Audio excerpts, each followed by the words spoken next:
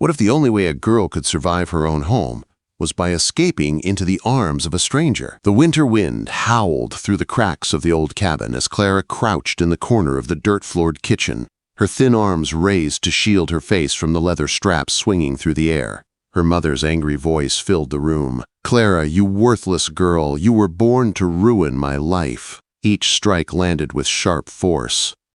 Her father stood nearby without saying a word. His jaw was tight with cold approval, as if the beating was just another chore that needed doing. Hello, my dear friend. This is Jasper Ashwood, your narrator of Mountain Tales. Before we start, make sure you subscribe and drop a comment below telling me where you're tuning in from. A big hug to you all, and I hope you enjoy the story. Clara was only 15, but she carried the weight of a lifetime of cruelty on her back. Her small frame showed every mark. Her cheek carried a faded scar. Her ribs showed through her torn dress. Her mother called her strange, broken, a child born wrong. And in the Montana territory of the 1870s, in a family that cared only about appearances, being different was treated like a crime. Their cabin stood along an old wagon trail, surrounded by tall pine trees that moved like ghosts in the wind. The place smelled of wet earth and smoke, but inside the kitchen, the air always carried a heavy mix of harsh words and anger. Clara grew up knowing more fear than love. "You'll never marry, you hear me?" her mother shouted one cold morning while stirring mush on the wood stove. "No man wants something like you. You should be grateful we even keep you here." The words crushed her harder than the strap. Her younger brothers, William and James, tossed rocks at her when she walked by. They laughed at her limp. They mocked the shape of her face. Their teasing was sharp as knives, and no one stopped them. Every night, Clara curled under her thin blanket, crying quietly so no one would hear. She dreamed of a place where pain didn't follow her to bed. A cracked mirror in the sleeping room showed her the same face each morning, a scar on her cheek, uneven features, darker skin than the rest of the family, eyes that held fear and hope at the same time. She believed she was everything they said she was, a mistake, a burden, a girl meant to be invisible. But on rare mornings, when she milked the cow or fed the chickens, something inside her whispered that she was worth more than this life. She didn't know where that small voice came from, but it refused to die. Everything changed the winter Nathaniel Brooks arrived. He was a widowed mountain man known across the region for his quiet strength. He was tall, broad-shouldered, with weathered skin from years of sun and storms. People said he was honest. People said he worked harder than any man alive. People said he was rough but fair. Thomas welcomed him inside with forced kindness. Margaret straightened her dress and softened her tone, pretending the cabin was a warm home. Clara stood outside the door, listening through the frosted window as Nathaniel spoke. "I need help on my homestead," he said. "Someone who can tend to the cabin and look after my boys." Thomas's interest sharpened. His voice shifted into the tone he used when making trades. "Clara's a hard worker," he said. "She knows what she's doing." Nathaniel nodded slowly. "I want to see how she does first. If it works out, we'll talk about other things later." To Clara, it felt like the walls were closing around her. She wasn't asked if she wanted to go. She wasn't asked if she was scared. She was simply another piece of property being handed away.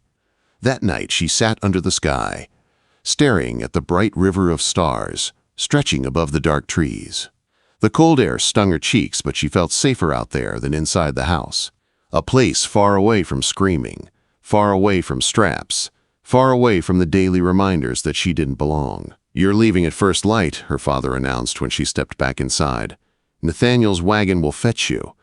There was no goodbye, no hug, no moment of hesitation. When morning came, the sky glowed with pale pink light across the mountains. Clara packed her few belongings in a small cloth bundle. 2 dresses, a scrap of ribbon, a tin locket from her grandmother. That was all she owned in the world. Jack Thornton, Nathaniel's foreman, arrived, driving the wagon. He had kind eyes and a gentle way of speaking. "The boss sent me to fetch you, miss," he said, tipping his hat. It was the first kindness she had heard in years. Her father handed her over with the same care someone might give away an unwanted animal. Her mother didn't even turn from the stove. Her brothers didn't come out to watch her leave. As the wagon rolled away, Clara didn't know whether she should cry or breathe a sigh of relief. Behind her, the cabin shrank into the distance. Ahead of her, the land opened wide with pine forests, cold rivers, and mountains that rose into the clouds like giants. Jack talked softly as they traveled, telling her the boys were good children, telling her Nathaniel was a fair man, telling her she would be treated better than she expected. Clara listened, hugging her small bundle to her chest. When they reached the Brooks homestead, she stared in awe. The cabin was sturdy and warm-looking, with a wide porch and flower beds along the front. It smelled of pine, bread, and beeswax, a smell she had never associated with home. Nathaniel stood on the porch, arms crossed. He didn't look at her like she was broken. He didn't look at her like a burden. He just gave a slow nod. "You made it safe," he said. Those 4 words were the beginning of something she had never known. Something she didn't yet understand. Something that would change everything. Clara woke before sunrise on her first morning in the Brooks homestead. She moved quietly through the warm kitchen, trying not to make a sound. Back at her parents' place, noise often brought punishment. Her heart beat fast with old fear as she lit the stove and set water to boil. She kept waiting for her mother's angry footsteps, for her father's sharp voice, for the sting of a slap. But the cabin stayed silent. When Nathaniel came in from the barn, brushing snow from his shoulders, she froze like a startled deer. She expected him to shout for not having breakfast ready fast enough. Instead, he took in the smell of fresh coffee and nodded. "Good work, Clara. Thank you." The words hit her harder than any beating she'd ever received. No one had thanked her in years. She swallowed hard, unsure if she was allowed to answer. The boys came down after that, thundering into the kitchen with sleepy grins and loud voices that made her jump. Daniel, the eldest, eyed her curiously. Samuel peeked at her from behind his brother. Jacob asked if she could make flapjacks. Little Ezra toddled close and tugged at her skirt, asking to be picked up. She braced herself for their teasing, for cruel jokes, for the same rejection she had always known. But the boys only wanted breakfast, stories, and attention. Their innocence made her chest ache. She realized she had never been around children who weren't taught to hate her. Nathaniel watched silently from the table. His eyes held no judgment, only a quiet understanding that confused her more each day. The days settled into a rhythm. Clara rose early, cooked breakfast, helped Nathaniel with chores, and cared for the boys when they returned from their lessons. She swept, washed, mended, cooked. But unlike her old home, none of this work came with yelling or blows. No one cursed her. No one threw things at her. No one called her worthless. One afternoon, as she bandaged Samuel's scraped knee after he fell from a tree, Nathaniel leaned against the doorway watching her. "You're gentle," he said. The boys haven't had that in a long time.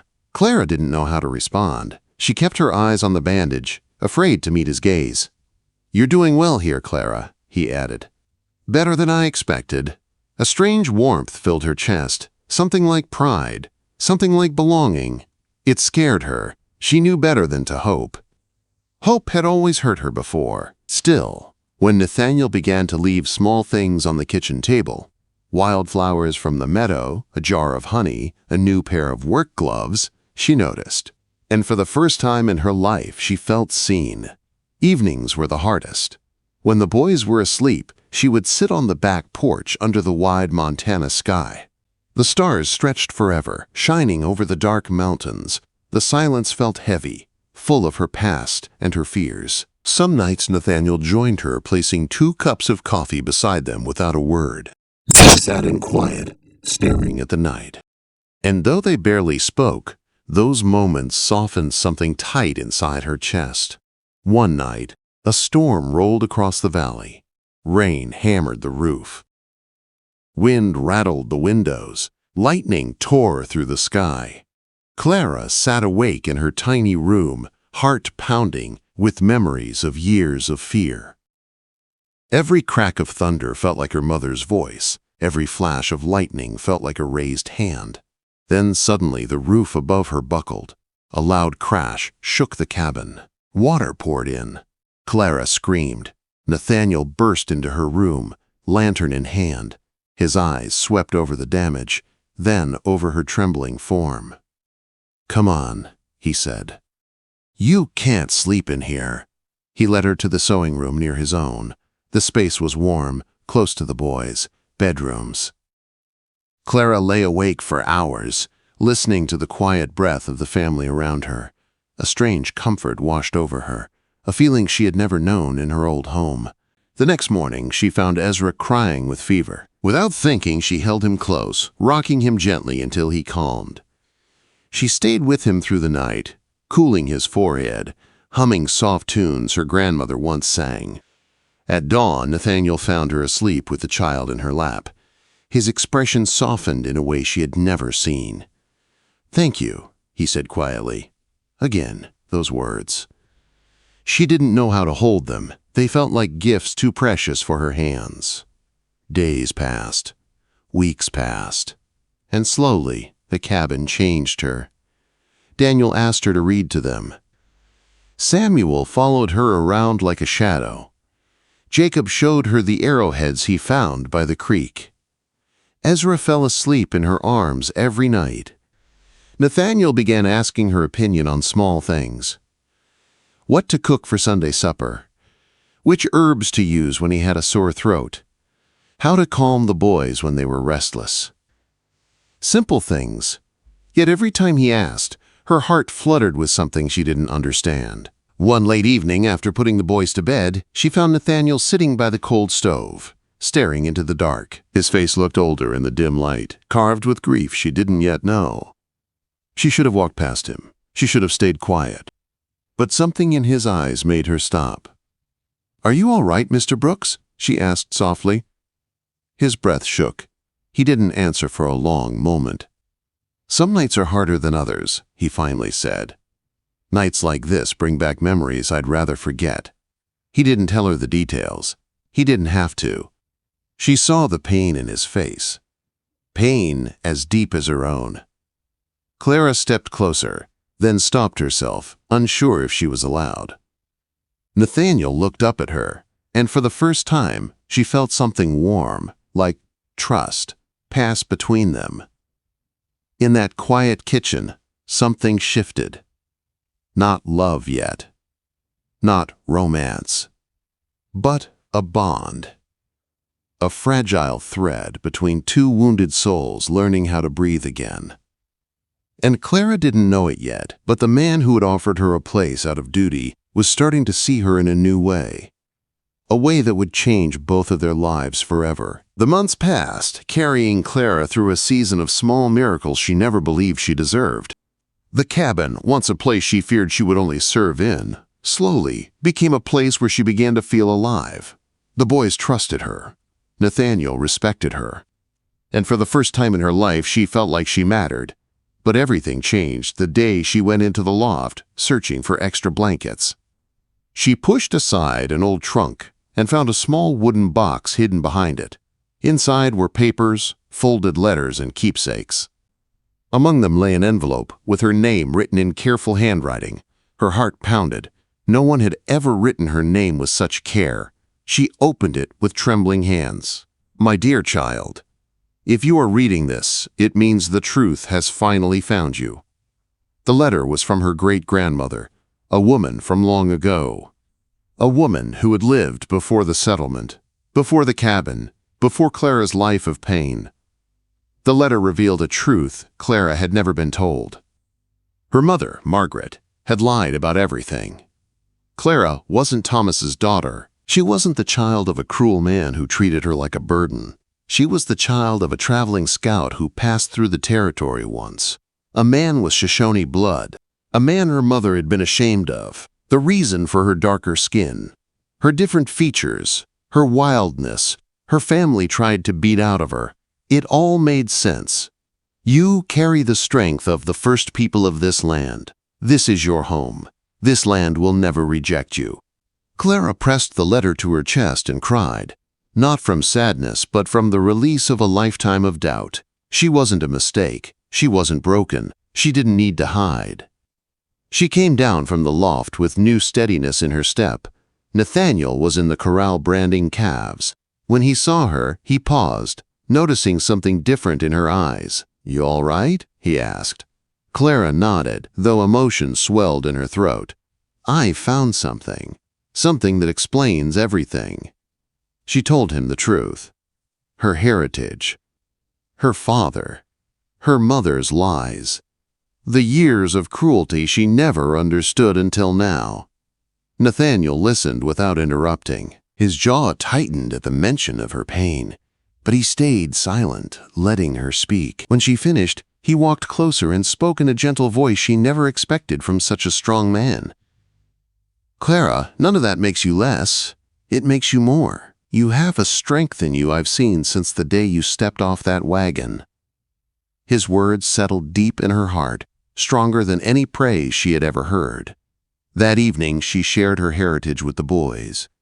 Instead of mocking her, they stared with excitement. "Can you track animals like the scouts in stories?" Daniel asked. "Can you teach us Indian dances?"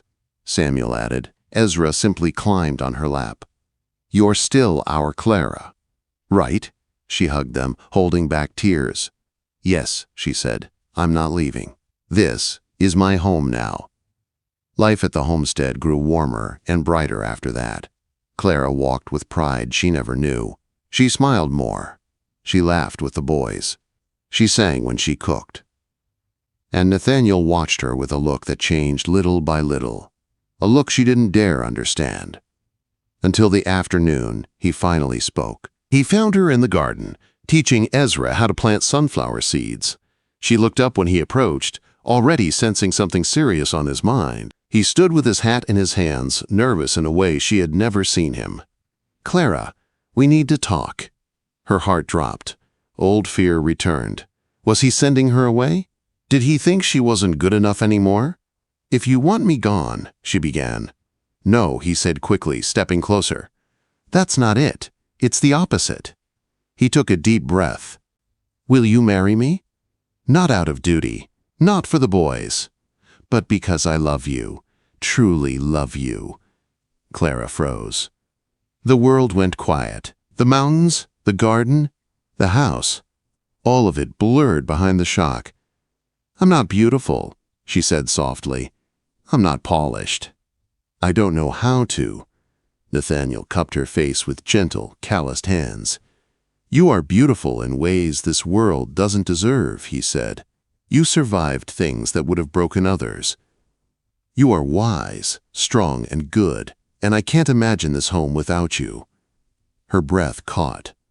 She searched his eyes and found nothing but truth. Then she whispered the words that changed both of their lives. "I love you too." The wedding was small but filled with warmth. Clara wore a simple dress with wildflowers braided into her hair. The boys stood proudly beside Nathaniel. The small church echoed with music and the soft murmurs of neighbors who had once looked down on her. When the preacher asked if she would take Nathaniel Brooks as her husband, Clara answered with a voice steady and full of joy, "I do." And Nathaniel's answer was just as sure, "I do." Life afterward unfolded like a new story she had never dared to dream. 2 little daughters joined the family in the years that followed, each with dark eyes full of spirit. Clara became known for her kindness, her wisdom, and the steady strength she carried into every corner of the homestead. She never returned to her parents' place. The past was closed, like a door she chose not to reopen. She had built her own life, one filled with love, laughter, and the family she had always longed for. One golden evening many years later, Clara sat on the porch beside Nathaniel. Their hands were intertwined. Their children played in the yard. The sky glowed pink and gold over the Montana Valley. Nathaniel looked at her and asked, "Any regrets?" Clara rested her head on his shoulder. "None. I was a seed waiting for the right soil, and you gave me a place to grow." She finally understood. She wasn't saved. She had saved herself. And love simply gave her the home she needed to bloom.